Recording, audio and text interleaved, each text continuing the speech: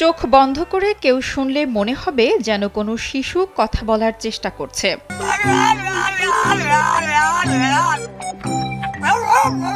কিন্তু আসলে তা না, এটি একটি কুকুরের শব্দ। ঘেউ ঘেউ করার সময় কথা বলার মতো শব্দ করে কুকুরটি। 9 বছর বয়সী এই কুকুরের নাম সানি। ইতোমধ্যে সামাজিক যোগাযোগ মাধ্যমে ব্যাপক ভাইরাল হয়েছে তার কথা বলার মতো এই শব্দ। ঘটনাটি ঘটেছে নেদারল্যান্ডের বাণিজ্যিক রাজধানী আমস্টারডামে। সম্প্রতি ধারণ করা একটি ভিডিওতে দেখা গেছে গাড়িতে তার মালিকদের সাথে কথা বলার মতো শব্দ করছে সানি, আর তার মালিক হাসছেন। এরপর সানির মালিক মারিয়া ডেলকে একটি গল্প বলতে শোনা যায়। মারিয়া বলেন, কুকুরটি জন্মের পর স্বাভাবিক ছিল, কিন্তু তার বয়স ৪৫ দিন হওয়ার পর থেকে মানুষের মতো এই অদ্ভুত শব্দ শুরু করে এবং এই কাজটি বেশি করে যখন আশেপাশের লোকজন দেখে। অনেক সময় সানির এই শব্দ শুনে মানুষ বিভ্রান্ত হয়ে যায়। মারিয়া তার সুইজারল্যান্ড ভ্রমণের কথা স্মরণ করে বলেন, ওখানে পৌঁছানোর পর তিনি দেখেন লোকে পরিপূর্ণ একটি জায়গা। তখন সানি কথা বলার শব্দ শুরু করে। সুইজারল্যান্ডের লোকজন কুকুরটির এই আচরণ দেখে বেশ অবাক হয়েছিল এবং বিষয়টি উপভোগ করেছিল। এরপর মারিয়া ডেল সানির এসব মজার ভিডিও শেয়ার করার জন্য একটি ইনস্টাগ্রাম এবং একটি টিকটক আইডি খোলেন। ইতোমধ্যে এসব আইডিতে ফলোয়ারের সংখ্যা লাখ ছাড়িয়েছে।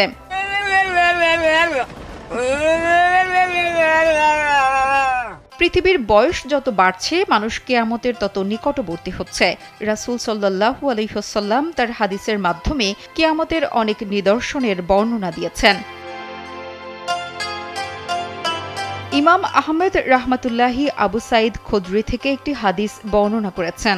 তিনি বলেন, জনৈক রাখাল মাঠে ছাগল চড়াচ্ছিল। হঠাৎ একটি নেকড়ে এসে একটি ছাগলের উপর আক্রমণ করল। রাখাল বাঘের পেছনে ধাওয়া করে ছাগলটি ছিনিয়ে আনল। তখন বাঘটি একটি টিলার উপর বসে বলতে লাগলো, তুমি কি আল্লাহকে ভয় করো না?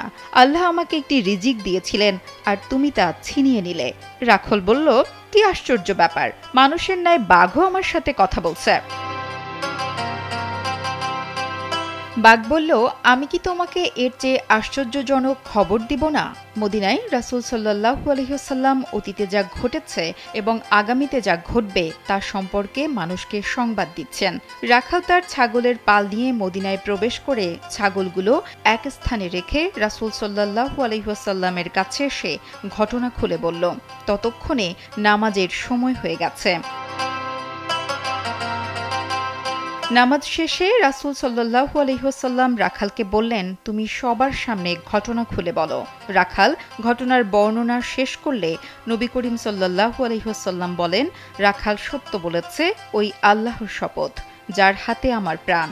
ততদিন পর্যন্ত কিয়ামত সংগঠিত হবে না যতক্ষণ না হিংস্র প্রাণী মানুষের সাথে কথা বলবে।